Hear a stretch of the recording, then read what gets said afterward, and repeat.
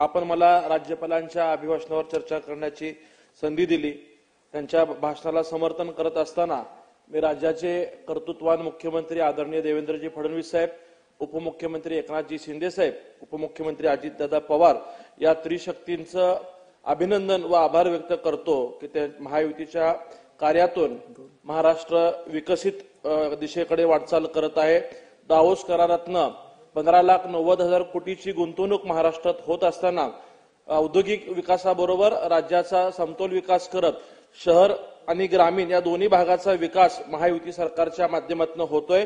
माझ्या सोलापूर शहरातील शासकीय अभियांत्रिकी महाविद्यालय हे 1960 पासून प्रलंबित होतं।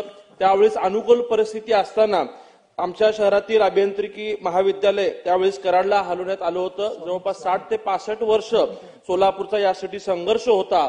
2016 साली सोलापूर शहराला अभियांत्रिकी महाविद्यालय मंजूर करण्यात आली होती। त्याचबरोबर 2024 साली उच्च तंत्र शिक्षण मंत्री चंद्रकांतदादा पाटील यांनी 300 कोटी रुपये देण्याची घोषणा देखील करण्यात आली होती। सध्या या सोलापूर शहरात जे तंत्रनिकेतन महाविद्यालय आहे याची स्वतंत्र 34 एकरची जागा व स्वतंत्र इमारत आहे। त्या ठिकाणी पुरेसा प्राध्यापक वर्ग देखील आहे। शासनाने जर पुढाकार घेतला व त्यास तत्परतेने मान्यता दिली तर जून 2025 पासून सोलापूर शहरातील अभियांत्रिकी महाविद्यालय सुरू होऊ शकतं असं तिकडच्या प्राचार्याचं व तज्ञांचं मत आहे। तर आपण शासनाला या संदर्भातून सूचना देऊन योग्य ते उपाययोजना करण्यासाठी प्रयत्न करण्यात यावं। सोलापूर शहर हे वस्त्रोद्योगाचं शहर आहे। जवळपास 1 लाखाहून अधिक या ठिकाणी यंत्रमागधारक आणि कामगार सोलापूर शहरात आहेत। वस्त्रोद्योगाला एकंदरीत अनुकूल वातावरण असताना सोलापूर शहरात टेक्सटाईल पार्क होणं अत्यंत गरजेचं आहे। सोलापूर शहरातील टेक्सटाईल पार्क मध्ये चादर असेल, टॉवेल असेल, युनिफॉर्म गार्मेंट असेल याचं एकत्रित समावेश झालं तर वस्त्रोद्योगाला चांगला वाव मिळेल। सोलापूरचं वातावरण अनुकूल असताना केंद्र शासनाकडनं ज्या 30 टेक्सटाईल पार्क जाहीर झाल्या होत्या ते सोलापुरात न होता कर्नाटकातील कलबुर्गी येथे झालेलं आहे। त्यामुळं सोलापूरला देखील एखादं टेक्सटाईल पार्क झालं तर सोलापूरच्या विकासाला हातभार लागणार आहे। त्याचबरोबर जे राज्य शासनाकडनं टेक्सटाईलचे प्रकल्प जाहीर झालेले आहेत त्याचाही सोलापूरचा विचार न होता शेजारच्या जिल्ह्यात ते टेक्सटाईल पार्क जाहीर झालेलं आहे। तरी शासनाने वस्त्रोद्योगाला अनुकूल असलेलं सोलापुरातील वातावरण व तेथील कामगारांचं असलेलं कौशल्य लक्षात घेता सोलापूरच्या वस्त्रोद्योगासाठी टेक्सटाईल पार्क जाहीर होण्यासाठी मी आपल्या माध्यमातून विनंती करतो।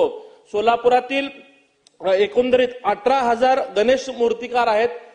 पीओपी वरील बंदीमुळे त्यांच्या उदरनिर्वाहाकरता देखील उपासमारीची वेळ आलेली आहे। पीओपी वरील बंदीचा अंतिम निकाल लागेपर्यंत त्यांच्यावरती कारवाई होऊ नये अशी आपण शासनाला आपल्या माध्यमातून सूचना द्यावी ही देखील मी आपल्याला विनंती करतो। आमच्या सोलापूर शहर हे कर्नाटक, तेलंगणा, आंध्र या सीमे भागात असल्यामुळं या ठिकाणी गो तस्करीचा प्रमाण देखील मोठ्या प्रमाणात आहे। तर जे गोरक्षक आहेत हे गोरक्षणाला गेल्यानंतर त्यांच्यावरती हल्ले होतात, त्यांच्यावरती खोटे गुन्हे दाखल करण्याचा प्रमाण देखील मोठ्या प्रमाणावरती आहे। तर मी राज्य शासनाला या माध्यमातून विनंती करतो की गोरक्षणाच्या संरक्षणार्थ आपण चांगले कायदे करावे आणि जे कोणी यांच्यावरती हल्ले करतील त्यांच्यावरती गंभीर स्वरूपाचे गुन्हे दाखल करण्यासाठी देखील शासनाने प्रयत्न करावं। महायुती सरकार असतील देवेंद्र फडणवीस साहेबांच्या माध्यमातून सोलापूर शहराला आजतागायत चांगल्या पद्धतीने निधी उपलब्ध करून दिलेला आहे। आमचा पालखी मार्ग असेल, आमचा अक्कलकोट, तुळजापूर, गाणगापूर या सर्व तीर्थक्षेत्राला जोडणारे रस्ते देखील या सरकारने केलेले आहेत। पालकमंत्री जयकुमार गोरे साहेबांच्या माध्यमातून देखील आमची दुहेरी पाईपलाईन उजनीची पूर्णत्वाला येत आहे। आमच्या शहराला या सरकारने आजपर्यंत चांगल्या प्रमाणात निधी दिले त्याबद्दल मी या सरकारचं अभिनंदन करून आभार व्यक्त करतो व जे काही आणखी आमची शासकीय योजना प्रलंबित असतील ते येणाऱ्या काळात शासनाने पूर्ण करून द्याव्यात। सोलापूर महानगरपालिकेच्या अमृत 2 साठीची निधी असेल, आमच्या 100 इलेक्ट्रिक बसचा विषय असेल, या सगळ्या योजनेसाठी शासनाने आम्हाला सहकार्य करावे अशी विनंती माझ्या भाषणातून करतो। या ठिकाणी